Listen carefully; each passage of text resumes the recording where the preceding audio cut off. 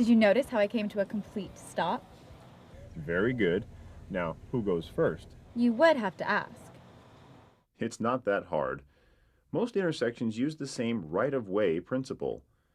At an uncontrolled intersection, yield to any vehicle that is already in the intersection or that arrives before you.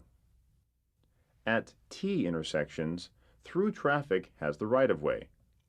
Always yield to pedestrians.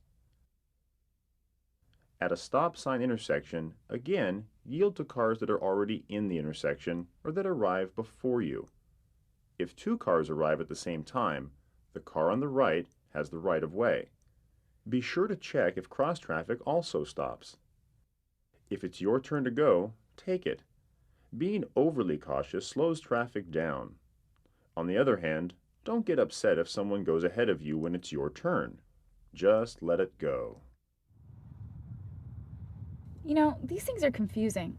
I'm not quite sure what to do. Roundabouts are like other intersections. When entering, give the right-of-way to any traffic already in the intersection. Also yield to any bicyclists or pedestrians. Hey, that was kind of fun.